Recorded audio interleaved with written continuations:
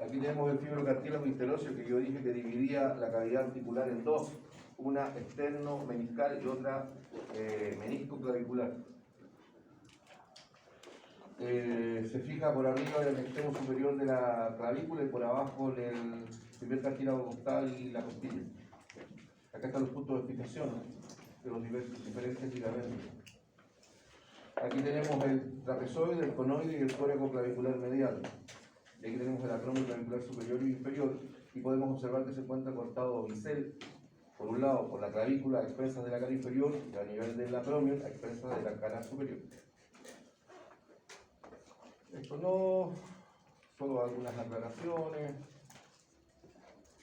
Esto que están viendo acá es cómo el aparato muscular es responsable de todos los movimientos que hemos visto: elevación, depresión, aducción, abducción, campaneo externo, campaneo interno, dorsal ancho, los redondos, trapecio fibras inferiores, trapecio fibras medias, trapecio fibras superiores, angular del omóplato, romboide mayor y menor.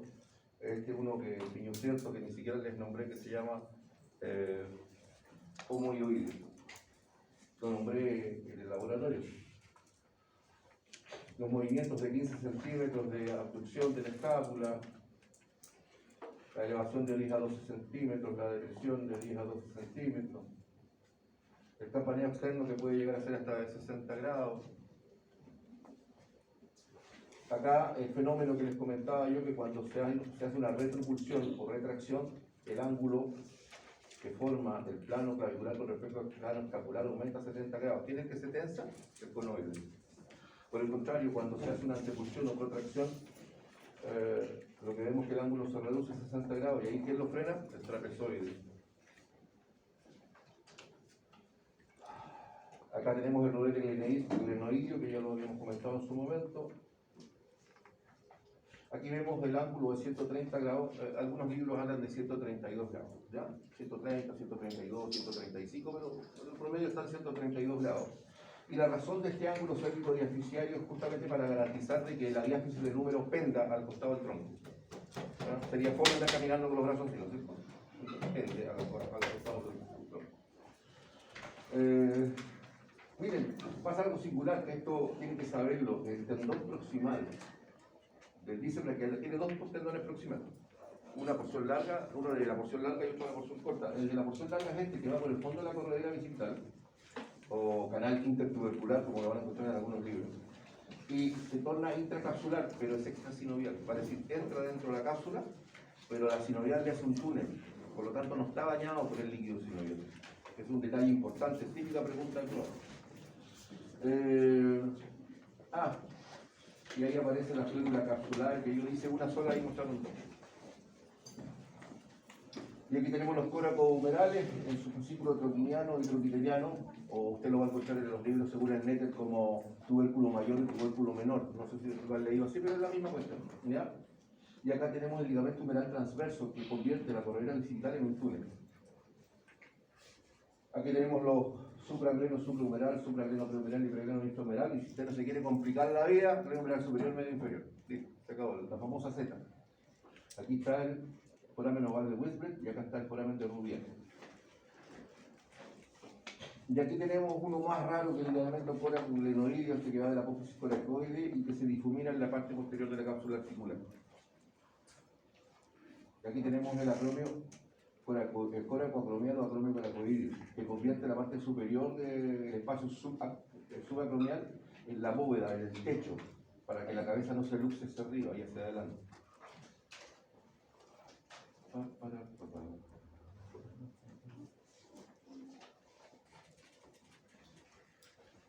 poco más de lo mismo. Músculos. Acá están los movimientos del hombro. 180, 50, algunos dicen 55, otros dicen hasta 60 grados. Después tenemos la aducción cruzada anterior, que puede ser de 30 grados. Claro que este movimiento de aducción horizontal puede ser de 130 o 140 grados. Ahí tenemos la abducción, que es 180 grados. Ahora, ¿por qué lo mueven en tres tiempos? Hasta los 60, hasta 120 y 180, porque el movimiento de la abducción y de la flexión de hombro en particular no es solamente un problema, no es solamente un movimiento escapulohumeral, es un movimiento del complejo articular del codo, vale decir que todos concurren, el esternocostoclavicular, la sinsarcosis escapulotorácica y el escapulohumeral. Inclusive la clavicular, todas las articulaciones de alguna manera concurren. Los primeros 60 grados se deben al movimiento de la escápula humeral, pero después de los 60 grados hasta los 120 grados más o menos, es un movimiento que se le suba el campaneo externo y la abducción con antepulsión de la escápula. Ya en una relación de 2:1, vale decir, por dos movimientos de la escápula humeral, 2 grados del movimiento de la escápula humeral se le suma 1 grado de la escápula torácica. Bueno, en fin. Y por sobre los 120 o 140 grados se produce, el ser humano hace trampa. Hasta acá solo es esta. Después, hasta ahí más o menos, se le suma el movimiento de la escápula. Y de aquí para arriba, la columna hace eso. Y le buscamos el ajuste. Es decir, hacemos trampa por todos lados para poder llegar a los 180 grados. La rotación interna de 30 grados ahí, rotación ahora de 30, pero porque hay choque con el tronco. La verdad que, y las mujeres lo saben muy bien, cuando se van a desarrollar el sostén, pueden hacer una rotación interna aún mayor. ¿Ya? Y tenemos acá la rotación externa de 80 grados. Aquí a la derecha ya lo había dicho, los 140 grados de la abducción horizontal y la hiperabducción horizontal, que son 30 grados más. Y aquí el comportamiento, pues ustedes ven que cuando acá está el denumeral medio e inferior y cuando hace abducción se tensan, el superior se distiende, cuando hago rotación externa todo se tensa, cuando hago rotación interna se distiende. Y aquí tenemos el comportamiento de los coros numerales, con el componente del fascículo troquiniano y el troquiteriano. Y usted puede ver que a la extensión se tensa el troquiniano y se distiende el troquiteriano y a la flexión al revés. Aquí tenemos donde se fija la cápsula articular del complejo articular del codo, el ligamento anular, de la cabeza del radio, la cápsula y el ligamento anular, donde se fija la cápsula. Acá hay unas bolsas cerosas, luego cómo se expanden los fondos de saco capsulares.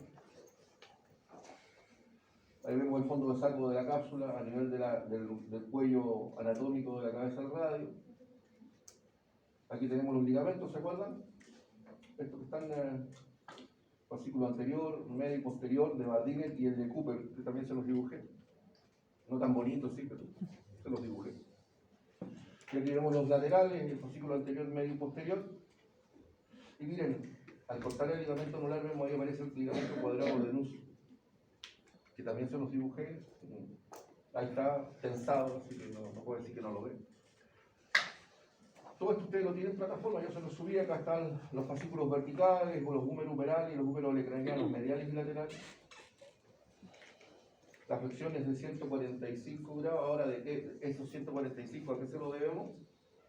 A esos 30 o según otros libros 45 grados de angulación en el plano sagital de la paleta humeral con respecto al eje diafisiario del húmero. Eso que hablé de los fierritos, ¿se acuerdan? Con el orificio y el buje y la tontera. Aquí tenemos el ligamento triangular. Acá está la cavidad sigmoidea del radio y el rodete de la cabeza del cúbito, y vemos que el ligamento triangular va desde el borde o margen inferior de la cavidad sigmoidea del radio hasta la base de la apófisis tiloides del cúbito. A veces, y por eso está ese orificio ahí, a veces este ligamento triangular está perforado. Y cuando está perforado significa que la radiocarpiana se comunica con esta articulación, con la radiocubital distal, y en ese caso comparten la misma sinovial y la sinovial fluye de un compartimento al otro compartimento. Ahí lo vemos por abajo. Esta es la radiocubital distal y veamos cómo la disposición espacial del ligamento radiocubital distal es diferente por anterior que por posterior. Evidentemente están diseñados para que en la supinación se tense el anterior y en la pronación se tense el posterior. Están diseñados. Son los frenos. Significa, yo digo, ¿y cómo es una típica pregunta de prueba? El comportamiento, ¿cómo es el comportamiento de los ligamentos radiocubitales distales frente a la pronación? Entonces, voy a decir, es indiferente. A, es indiferente. B, se tensa el radiocubital anterior, se tensa el radiocubital posterior. Se tensa más uno y se distiende más el otro, ninguna de las anteriores. Típica pregunta de prueba, teórica. Aquí tenemos la supinación 90 grados y la pronación 85 grados según Capaldi. Los movimientos de radialización y cubitalización. A ver, depende cuál sea el centro instantáneo de rotación que se considere. Capaldi habla de 45 o hasta 55, 60 grados. Para la cubitalización y la radialización suele ser de 15 grados. Algunos autores hablan hasta de 20 grados. Y con respecto a la flexotraction hablan de 80, 85 grados, algunos libros inclusive 90 y 90. Aquí está el ligamento colateral medial, que tiene dos fascículos, uno que va al piramidal y otro al pisiforme. ¿Ya? Y el lateral hay dos, pero todos llegan al escafoide. Lo que pasa es que uno de ellos llega al tubérculo del escafoide, ¿se acuerdan? Ese cachito para adelante que tenía. Cuando la L la doblábamos, aquellos que tuvieron laboratorio, yo le hice la analogía con un tubo de plasticina, ¿se acuerdan? Y aquí está el anterior y el posterior. Tenemos dos fascículos radiocarpianos, fascículos cúbito, más llamados cúbito carpianos porque en realidad van del ligamento triangular, no del cúbito. Y aquí tenemos los posteriores, ya que también hay unos radiocarpianos y hay uno transverso carpiano, pero va directamente al piramidal. Ahora, todo esto tiene relevancia, sí, sobre todo cuando hablamos del movimiento electrokinemático, que lo vimos en el laboratorio, en algunos laboratorios. Lo otro singular, miren, cuando yo hago flexión, se hace en gran parte a expensas de la mediocarpiana. Miren, cuando yo hago flexión, es la mediocarpiana la que más se mueve. Vale decir que el 60% del movimiento se debe a expensas de la mediocarpiana y solo un 40% de la radiocarpiana. Pero cuando hago extensión es al revés. El 66% se hace a expensas de la radiocarpiana y el 33% se hace a expensas de la mediocarpiana. Y ahí están los movimientos de los cabeceos. Cuando yo hago radialización, cuando yo llevo la mano hacia afuera, ¿ya? La primera fila del carpo, ¿ya? La primera fila del carpo hace una flexión. A ver, ¿me siguen o no? No, tienen una cara así, veo los ojos vidriosos, así como que tuvieran catarata. A ver. Recuerden que esto es, miren, esto es flexión, esto es extensión. Cuando, este es el escafoide, ¿me siguen? Ya. Entonces, cuando se produce la abducción, cuando se produce la radialización, la abducción, el movimiento osteocinemático es hacia afuera. El artro kinemático, como la ley es convexa, se va hacia adentro, por eso la flecha va para allá, hacia adentro. Pero no conforme con eso, el extremo distal los huesos de la primera fila no solamente se mueven hacia afuera y el extremo proximal se va hacia adentro, sino que además hace el flex. ¿Ven la flecha? Hace flexión. Eso es lo que hacen. El escafoide piramidal. Eso es lo que hacen. Y cuando hago extensión, ¿ya? Cuando hago cubitalización, porque esta es la radialización. Cuando hago cubitalización, cuando llevo la mano hacia adentro, la mano se va hacia adentro, el movimiento osteocinemático es hacia adentro, el movimiento electrokinemático es hacia afuera, pero los huesos de la primera fila hacen extensión, cabecean hacia atrás, el extremo distal se va hacia atrás, a diferencia de acá que se iba hacia adelante. Eso es lo que sucede. Fíjense bien cómo la sinovial mediocarpiana se expande a las intercarpianas de la primera fila y a las intercarpianas de la segunda fila. La única que se aísla es ahí, la pisipiramidal, que tiene una sinovial propia y una cápsula propia, pero todos los demás están comunicados. Todas estas articulaciones intercarpianas de la primera fila y la segunda fila tienen ligamentos ventrales, dorsales e interóseos. Ventrales, dorsales e interóseos. Acá están algunos de los ligamentos del carpo. Acá el más importante a recordar es el ligamento estrellado, que vienen del hueso grande y se distribuyen por los huesos que tienen adyacentes, vale decir, hacia el trapezoide, hacia el escafoide, hacia el piramidal, hacia el ganchoso, pero por extraño que les parezca, no va hacia el semilunar. Ahí está el ligamento estrellado con todos sus componentes y a pesar de todo, no va a ser lunar. O sea, se distribuye por todos, pero por el semilunar, no es. Más fácil recordarlo así.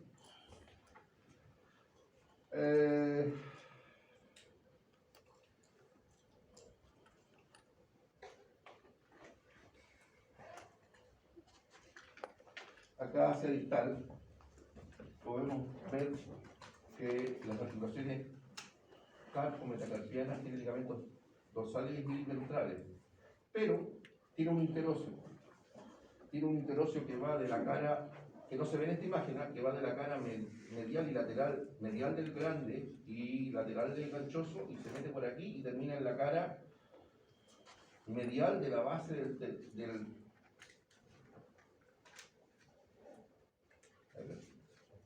primero, segundo, del tercer metacarpiano. ¿Ya? Que no se ve acá. Y las intermetacarpianas, estas que están acá, en la base de los metacarpianos, tienen ventrales, dorsales e interóseos. ¿Ven eso? ¿Ven que las falanges no se encuentran estrictamente alineados con los metacarpianos? ¿Lo ven? No están en línea. Hay una cierta divergencia hacia medial, hacia la cubitalización de 14, 13, 4 grados. Ahora, ¿se acuerdan que yo les dije que cuando uno tomaba un objeto, yo lo hice en el laboratorio, que tomaran un objeto sin decirme, casi todos lo tomaron en pronación? Y que obviamente el movimiento en cubitalización es más grande que radialización porque siempre tratamos de abarcar un poquito más hacia afuera. Bueno, inclusive para eso los dedos también lo hacen. Y el desequilibrio y estos productos de la orientación de las falanges que se dan ahí también determinan un problema cuando una persona tiene artritis reumatoidea. ¿Alguien de acá tiene un familiar con artritis reumatoidea? ¿Sí, esa psicotota? Fíjense que la artritis reumatoidea en una persona que la tiene de mucho tiempo, sobre todo, estoy hablando de mujeres, se produce una deformación que se llama ráfaga cubital. ¿Qué significa? Que todo esto que está acá, si usted ve de 14, 13, 4 grados, aumenta a 15, 20, 30 grados y las manos quedan deformadas por los dedos orientados hacia lateral. Creo que a mi mamá le está dando eso, pero tiene 15 grados. ¿Pero qué edad tiene tu mami ahora? ¿Debe tener 45 o 50 años? ¿Ah? Tiene 45. Ya, ahora la artritis reumatoidea, si es que realmente es artritis reumatoidea, porque yo no lo sé. La artritis reumatoidea se caracteriza por tener crisis. Las crisis, primero son una vez al año, después una vez cada 6 meses, después una vez cada 3 meses, pues llega un momento que las crisis son una vez al mes. Y son en el periodo de las crisis donde se produce la destrucción del cartílago articular y de la articulación en sí. Y en ese periodo, la persona se supone que tiene que estar en reposo absoluto y le colocan una férula. La férula se llama justamente férula antirráfaga cubital, para evitar esta deformación que estoy diciendo que los dedos se van hacia afuera. Así que para cualquier familiar que usted tenga que tenga artritis reumatoidea y tiene todavía 40, 45 años, tiene que cuidarse en los periodos de crisis. ¿Sí? Porque si no, de aquí a los 75 años, si está viva, los dedos se le van a deformar. Bueno, sigamos. La extensión de 30 a 40 grados. ¿Cómo se llama eso? Ojo, esta flexión, ¿no es cierto? Y esta flexión, ¿y esto qué es lo que es? ¿Sigue siendo flexión? Cuando parezca aducción, ¿se acuerdan? De la traversión metacarpiana. Que tanto lo expliqué que se veía como que, pero que no era. Ya. Ahí tenemos los movimientos conjugados de abducción con extensión. Aquí el de la trapecio metacarpiana, la única que importa es este ligamento que está acá, que es posterolateral. Esto complicarles más la existencia.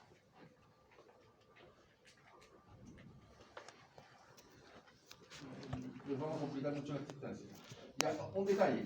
El extremo distal de los metacarpianos tienen un cóndilo, ¿lo ven? Y a los lados tienen una depresión con una eminencia, que es el punto de fijación de los ligamentos colaterales. Pero la base del carpiano, la base de la falange, perdón, tiene una expansión. ¿Se acuerdan de que en la escápula había un rodete glenoideo como una suerte de reborde completo de un cartílago? ¿Se lo acabo de mostrar? No. Acá solamente lo tiene con la cara par. Y esta expansión glenoidea es fundamental porque forma una suerte de expansión de la sinovial. Acá en extensión se forma un pliegue, pero en flexión se estira. Estoy preocupado de esto, porque puedo atender. Me preocupa mucho. Bueno, ahora, ¿por qué es importante esto? Porque tiene que ver, un detalle, en el caso de la metacarpofalángica por palmar, miren, estos son sesamoideos. Estos sesamoideos no son supernumerarios, porque cuando hablamos de supernumerarios cuando están de repente. Estos sesamoideos están siempre aquí, a nivel de la articulación metacarpofalángica, son dos. Y acá miren el comportamiento de los ligamentos. ¿Ven los ligamentos cómo están? En la extensión, miren lo que pasa cuando hacemos flexión. En flexión, en extensión, hay un fascículo falángico que va a la falange y otro glenoideo que va al rodete glenoideo. ¿Lo ven? Hay dos, un fascículo falángico y uno glenoideo. Cuando yo hago extensión, el fascículo falángico se distiende, pero cuando estoy en flexión, se tensa. Ojo, este y este es el mismo, solo que lo están mostrando en dos posiciones distintas. No es que sean dos, es el mismo, repito, en esta imagen. Cuando está en extensión, el fascículo falángico se distiende, pero cuando estoy en flexión, se tensa. ¿Ya? Ahí lo podemos ver. Por el contrario, cuando está en extensión, el fascículo glenoideo se tensa, pero en flexión se distiende. Todo este cuento porque en realidad lo único que me interesaba era mostrarme eso, pero ya que estamos en el envión, listo, ya complicarse más la vida.